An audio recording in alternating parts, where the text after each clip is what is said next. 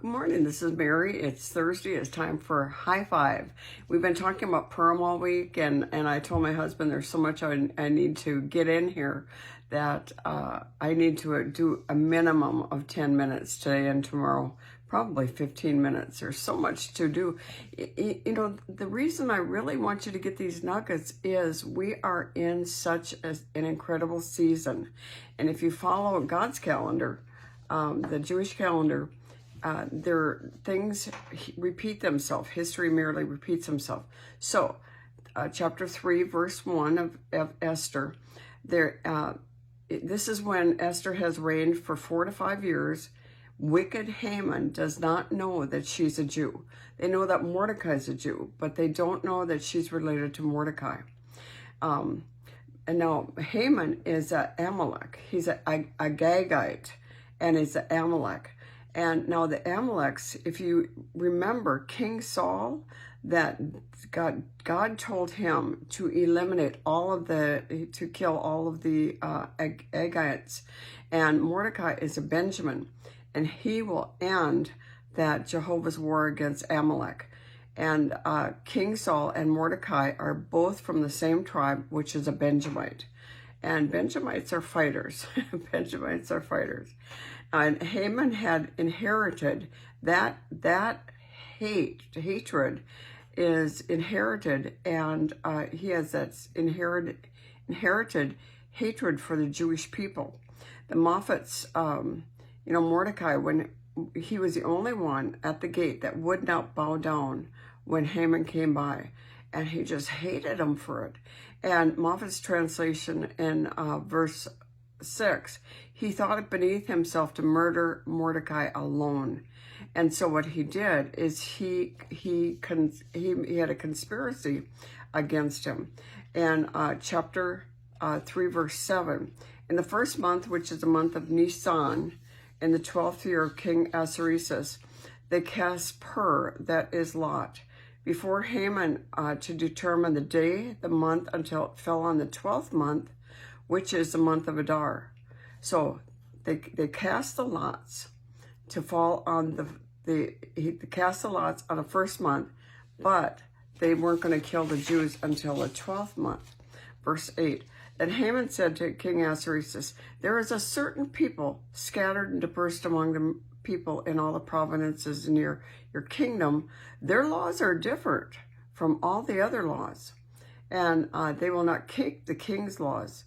If it pleases the king, let a decree be written that they be destroyed, and I will pay 10,000 talents of silver into the hands of those who do the work, and bring it into the king's treasury.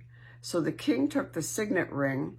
Now the signet ring had his mark on it, and that they would put that mark, and they knew that it was a king. And once that signet ring had been put out on, that could not be reversed. Now the Moffat's translation says, I will pay over 4 million silver pounds to my royal treasury. Talk about the hatred for the Jewish people. And in the Gemara, which is a rabbinical analysis of the Bible, the phrase, there was a certain people, this is really interesting, that can be rephrased to mean there was a sleeping nation. Doesn't that seem to what is going on right now? And he said we were vulnerable and literally on the brink of elimination and extinction as a people because we were asleep. Our eyes were closed to what was happening around us. We didn't take the threat seriously, and we didn't stand up for our right to simply exist.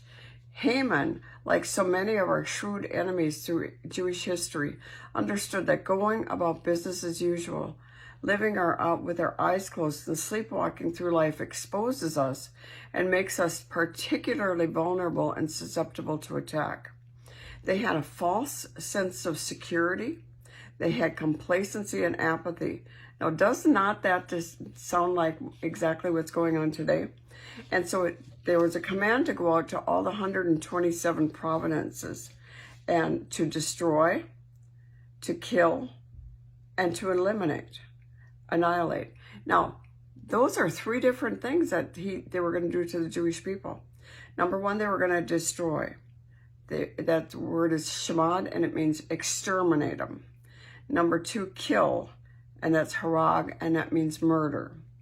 And to cause to perish or annihilate, that is abad, and it means to blot them out. We want you to exterminate them, we want you to murder them, and we want you to blot them out so that it never happened. And so that's kind of what they wanted to do with President Trump. They want to make sure, they want to take everything out. They want to take any of his rights out, that he would not even be buried in the Arlington Cemetery. And so what happened is that word went out that in 11 months that they were all going to be destroyed. That they were all going to be destroyed. Why even get married? Why build a house? Why plant a field when you're going to die in 12 months anyway? And it totally paralyzed them. And Mordecai's lament. Now this is interesting because in Inauguration Day, 1/20/21, on Inauguration Day, there was a group of people that God had told them to go to the gate of Washington, D.C., and exactly what Mordecai did. He cried out with a loud and bitter cry, tore his clothes, put on sackcloth and rubbed ashes all over him in the midst of the city, and he cried. And then he sat outside the king's gate. Now, as these people were doing it on 1/20/21, you never heard that on the media, did you? But you know what? The motorcade went right by him. Amazing how that happened. And it just, everything right now is likening into the Book of Esther. Now, so Mordecai sent word to Esther to go before the king and plead for the people. And she says, I can't. Nobody can go unless the king asks them to come in. Now, this is what Josephus wrote. Josephus wrote, now the king made a law, and that none of his people should approach him unless they were called, when he sat upon the throne, and men with axes in their hands. They were standing guard, not with swords, not with anything. The axes stood by the throne in order to punish such as approached him without being called. However, the king sat with his golden scepter in his hand, which he held out when he had a mind to save any one of those approached him without being called, who was touched and free from danger. And so, Esther says, I can't do it. I'm afraid. He'll kill me. And Mordecai says in chapter 4, verse 13, and Mordecai told them to answer Esther, do you think in your heart that you will escape the king's palace any more for any other Jews? For if you remain completely silent at this time, relief and deliverance will arise for the Jews from another place, but you and your father's house will perish. Yet who knows whether you've come into the kingdoms for such a time as this? Now so she called out, it's Patrick Henry said, give me liberty or give me death. Nathan Hale said, I only regret that I have one life to live for my country. Now, what is happening in our country is everybody is following all these orders that make no sense. And Esther called out, sent word to Mordecai, have all the people in 127 provinces fast for 72 hours, for 3 days. She went from a beauty queen to a Jewish saint. She went from an empty-headed sex symbol to an intercessor. She went from idle life and a heron to risk high adventure risk. And when she did go into the king found favor, and he said, what do you want? Even up to half of my kingdom you can have. And she said, I want you and Haman to come to my feast. Now, she didn't come in there and start begging. She didn't start pleading. You know what? God has a way of working that it does not look like it's working. And this is what's going on. Now, she had, this is the 5th feast. she has a bank. Wait, I think I got a page wrong. Nope, I do have it right.